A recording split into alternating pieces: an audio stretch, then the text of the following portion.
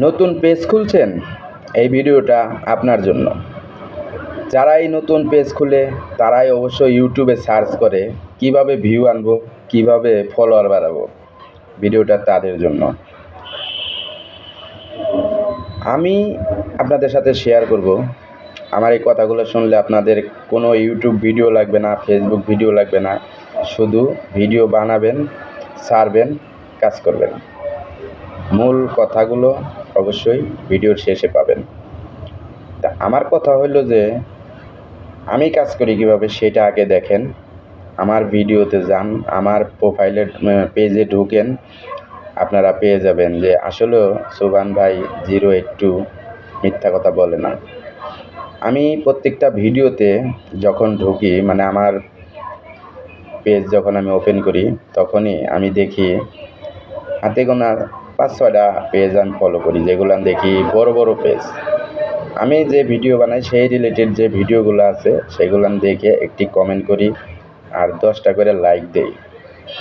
যারা কমেন্ট করছে তাদেরকে 10টা করে লাইক দিবেন।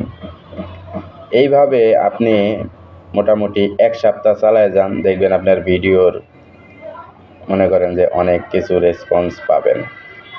আর বিশেষ করে ভিডিওর থাম্বনেল দিবেন, সেটা হোক রিলস হোক লং ভিডিও। থাম্বনেল দিতে যদি জানেন তাহলে অবশ্যই আপনার ভিডিওতে রিচ বাড়বে।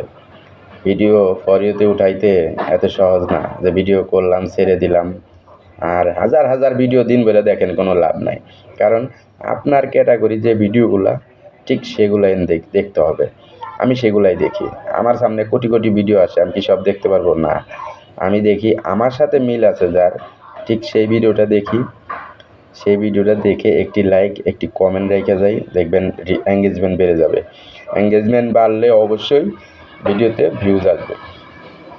ভিউজের মূল উৎস এঙ্গেজমেন্ট।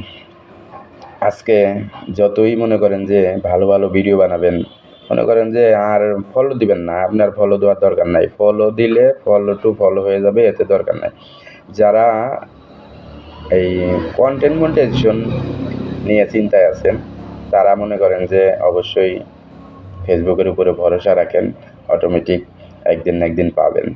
সেই আশায় থাকাটাই বেটার। দেখুন আমার মিলিয়ন মিলিয়ন ভিউ আছে। কিভাবে আসে?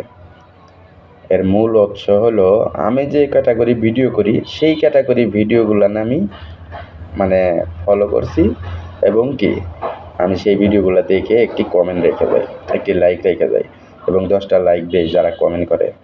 এভাবে চালায় যান, ইনশাল্লাহ আপনারা অবশ্যই ভালো কিছু পাবেন। এভাবেই আমি করি। এর চাইতে কিচ্ছু লাগে না, সেটিং ফেটিং কোনো কিছুই নাই ফেসবুকে।